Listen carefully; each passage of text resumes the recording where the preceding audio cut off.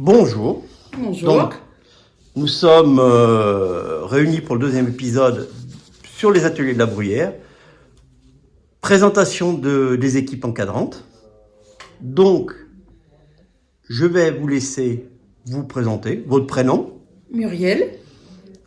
votre fonction au sein de la structure des ateliers de la Bruyère. Donc, je suis l'accompagnatrice en insertion sur les ateliers de la Bruyère à Langeac. Voilà, je suis arrivée en avril 2015. 2015, pardon. Je suis arrivée en avril 2021. Et voilà, donc ça fait très peu de temps que je suis là. Et voilà, je suis travailleur social de formation. Travailleur social, c'est-à-dire que vous êtes rentré dans la structure au même poste qu'aujourd'hui. Oui, c'est ça. C'est ça. Dans votre métier d'encadrant au sein des ateliers de la Bruyère, vos missions sont lesquelles? Donc du coup, comme le dit mon titre professionnel, je suis accompagnatrice. Ouais. Donc en fait, je m'occupe de l'accompagnement des salariés en insertion. Donc je suis à peu près une vingtaine de personnes, puisque c'est à peu près l'effectif qu'on a là sur Langeac. Et donc je fais l'accompagnement à l'insertion. En fait, on est là pour lever les freins à l'emploi. Puisque la plupart des salariés qui sont chez nous ont quitté un emploi ou n'ont, pour certains, jamais connu l'emploi. Donc, je suis là dans cet accompagnement-là. Donc, on a diverses possibilités de les orienter vers l'emploi. Mais il faut leur participation. Donc, du coup, ils ont un suivi tous les 15 jours. J'ai un suivi avec eux tous les 15 jours. Donc, je fonctionne par équipe, par chantier. Et on travaille sur un contrat d'objectif ensemble. Et en fait, c'est un peu ce contrat d'objectif qui va faire qu'ils vont maintenir leur contrat de travail aux ateliers. D'accord. Voilà. Et donc, vous êtes un relais dans l'entreprise entre diverses structures aussi qui vont intervenir. Alors, on va dire que je peux être le relais en fait avec les autres encadrants, les autres permanents, donc mes collègues encadrants des chantiers, puisque s'ils ont un souci avec un salarié ou si un salarié a un souci tout court, ils vont venir me voir en me demandant de le prendre en entretien. Et puis on peut faire du tripartite, c'est-à-dire que je fais aussi avec mes collègues encadrants, puisqu'ils voient au long des journées, ils les voient 8 heures par jour, donc ils sont plus à même de déceler des fois quelques soucis. Voilà. Et après, avec l'extérieur, oui, c'est un travail de partenariat, puisque moi, je suis par exemple axée que sur l'insertion pro, mais les salariés qu'on a peuvent avoir des soucis par rapport à un dossier logement, dossier CAF, dossier Sécu, par exemple. Alors, si moi, je peux le traiter en amont, mais je préfère orienter vers mes collègues de secteur, parce que moi déjà sinon ça me ferait je serais trop engorgée entre guillemets au niveau du travail et je travaillerais pas assez l'insertion. Ah oui. Voilà. Donc effectivement, les missions sont assez vastes, assez larges, et vous êtes un vrai soutien aux arrivants. Ouais, aux arrivants, à ceux qui sont là aussi. À ceux qui sont là, mais après, je suis aussi un peu la méchante. Je suis un peu. Alors, vous verrez quand vous ferez la partie sur les salariés, s'ils abordent l'insertion et l'accompagnement. Mais des fois, je suis un peu la sorcière entre guillemets pour eux, parce que je suis là avec le pique-feu à leur dire, à leur rappeler les choses. Et oui, ça se passe pas toujours dans la bonne humeur. Il faut être aussi honnête. Ce qui est normal, puisqu'il y a des cadres. Et que les cadres doivent être respectés, et que là, finalement, on est sur des personnes où ils doivent apprendre à travailler dans un cadre et respecter un cadre qui soit juridictionnel, qui soit d'emploi, qui soit donc...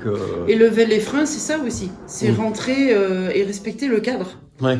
C'est-à-dire que, par exemple, tout bêtement, on n'arrive pas à 8h10 parce qu'on embauche à 8h. On fait pas ce qu'on veut, en fait. On respecte ce cadre-là, déjà les horaires.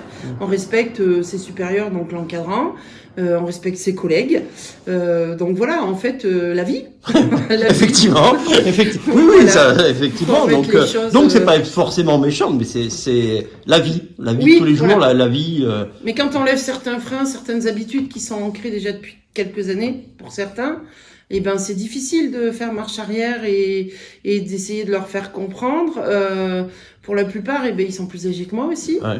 Donc des fois, il y a aussi cette relation-là qui fait que ça passe pas. Il y a le fait d'être une femme, peut-être, je sais pas. Enfin, il peut y avoir certains erreurs, mais bon, après globalement, ça se passe bien. Hein. Et est-ce que ces freins que vous allez lever, que vous travaillez avec les personnes, peut devenir finalement un frein à rester dans la structure, ou être un peu les rejetés de l'emploi, ou vraiment ça les aide à rester dans la structure et à travailler? Parce que c'est ça qui est important. Ouais, l'accompagnement. Non, qui soit un peu dur, comme vous dites, ou qui soit simple, finalement. Non, après, ça les aide aussi, parce que ce qu'on va dire ou relever, c'est par rapport au travail qu'ils font chez nous, enfin, sur les ateliers de la Bruyère. Donc, du coup, c'est les aider à se changer, à se modifier par rapport à ce que nous, on remarque. Donc, après, c'est pas perdu parce qu'on n'est pas non plus que dans du jugement. Oui, on leur non, dit attention, voilà. Donc, c'est aussi le travail ici qui va les faire changer. Et puis après, dans l'accompagnement, on passe par nous ce qu'on appelle les PMSMP. Donc, en fait, c'est des mises en situation professionnelle, donc les stages, pour leur aider à confirmer un projet qu'ils pourraient avoir et qu'ils n'ont jamais osé aboutir ou qu'ils n'ont pas complètement conclu par rapport aux études, etc. Et puis, on travaille aussi par de la formation. On peut aussi les envoyer en formation pour finalement finaliser un projet qu'ils auraient. Et tout ça, c'est pour venir un peu alimenter ce CV qui est peut-être un peu vide des fois parce qu'ils n'ont pas travaillé depuis longtemps, et dire ben voilà, et c'est aussi les remettre en confiance, dire voilà, vous aussi, regardez, vous avez fait des stages, vous avez fait une formation même de 2 mois, on s'en moque finalement, mais vous aussi maintenant, vous pouvez présenter un CV en disant voilà, et les travail aux ateliers aussi fait que ça fait une expérience. Effectivement, quand vous dites dans l'accompagnement tout à l'heure, on a un travailleur qui ne comprenait pas son relevé de compte bancaire, et là vous intervenez encore, donc c'est des missions, comme je dis, larges, et qui va presque une mère, quoi. Une mère, une sœur. Une mère, oui, voilà. En fait, c'est ça, c'est que après, c'est des fois ils n'ont pas envie de la multitude des intervenants, ce qui peut se comprendre et s'entendre, mais malheureusement, ce qu'ils ont du mal à comprendre aussi, c'est que moi, je suis là pour une chose bien particulière et je peux pas traiter tout le panel de leur vie, c'est pas possible. Après, ponctuellement, oui, comme ça s'est passé tout à l'heure, c'est très très souvent où ils viennent me voir, d'autant plus que là, pour les personnes concernées, c'est des personnes d'origine étrangère. Le monsieur en question ne parle pas du tout le français, donc c'était son traducteur qui est venu me voir en me disant il a un problème par rapport à ça, et ces personnes qui sont issues d'une autre nationalité, ils m'ont trouvé, et en fait ils voudraient que je traite tout de A à Z, du dossier logement au dossier, et c'est pour ça que j'ai mes partenaires à l'extérieur et j'ai mes collègues à l'extérieur surtout. Non, mais ça m'aide énormément, quoi. Oui. Ce qui représente bien par rapport au premier épisode qu'on avait fait avec Pascal, toute la multitude et la richesse des ateliers de la Bruyère. C'est ça, c'est complètement ça en fait. Vous auriez quelque chose à rajouter?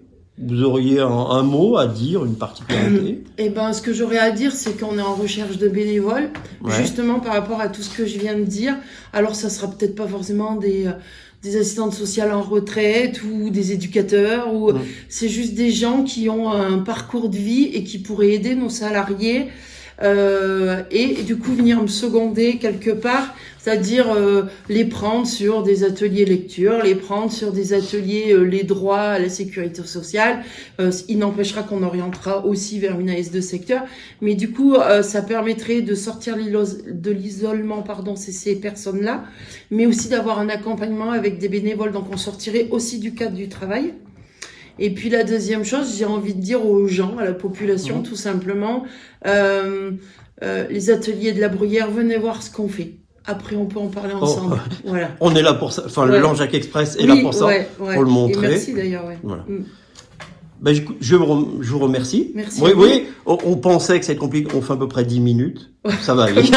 Comme ça, voilà. Merci bien de votre témoignage, d'avoir présenté votre fonction, en espérant que des bénévoles répondent à vos recherches. Merci à vous. Merci.